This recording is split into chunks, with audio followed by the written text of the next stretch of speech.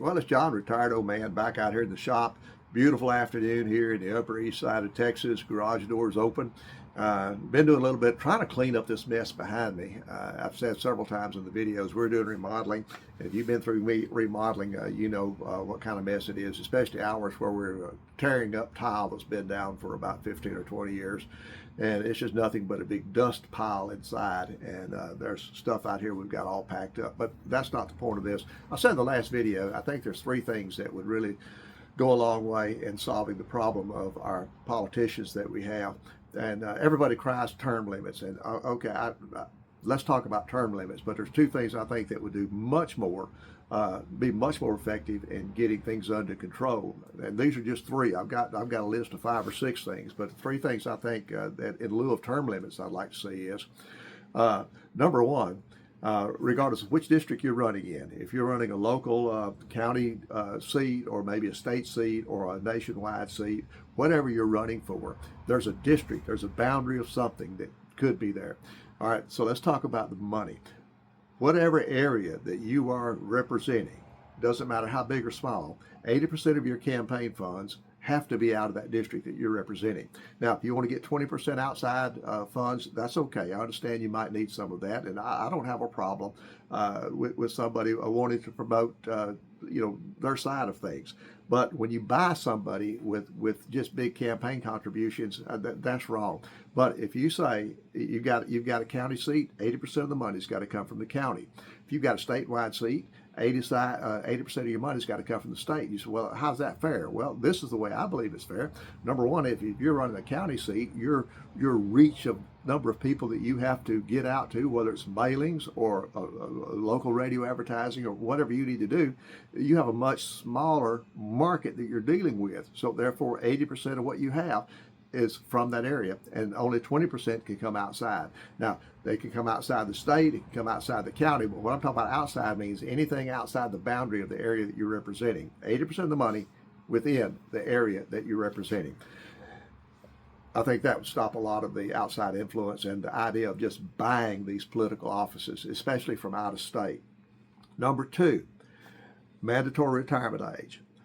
I'm not sure what that is. Is it 60, 65, or 70? But it needs to be somewhere in there. And it needs to be in there to where there is a cutoff age. It doesn't mean that you say, for example, if it's set at 70. I'm not saying that's what it should be. It might be 75. I don't know. But somehow or another, we determine what that is by proposition or whatever. And what that means is that by the time you reach that age, you are out of office. That doesn't mean that I'm 69 and going to get reelected for another 6-year Senate term. That means I cannot be in office past a certain age. Either I have to step out and a special election has to be done, or I just do not run. And but this idea of somebody being politicians, and I'm 75, that would cut me out. I think I've got some faculty still left from mine. I'm pretty good physically, but I know I slow down, and I know there are other people there. Plus, you get an opportunity for other generations to come in and take your place. Right now, we have people that's been in there for so long. They've got the entitlement thing of that. So first thing is 80% of the money from the district. Second thing is mandatory retirement. Now, here's the third thing, and everybody cries term limits. Well, the term limit thing is a corporation or a lobbying group or a PAC or a 501c or an NGO, they can buy a 2-year congressman just as easy as they can buy a 6-year senator. Or it doesn't matter if term limits are 3, 6, 3 or whatever. But buying a congressman or a senator is irrelevant as far as the time that they're up there. So the term limit to me, the only thing that does is it just lets somebody else come in there and feed at the slop trough is all it does. But if you keep the first two in line, where the money has to come out of the district, has to have a mandatory retirement age, now you can talk about term limits if you do it. But term limits, in my opinion, will do no good unless the first two are solved, because you still got the idea of money coming from outside sources, and you still got geriatric people running for office, and they might be perfectly fine people, but I think we need to look at that. I think the risk gets pretty heavy when you got up there and you've got people. I mean, I'm 75. Imagine people 10 years older than I am. I think Mitch McConnell is 84 years old, and I'm not even real sure.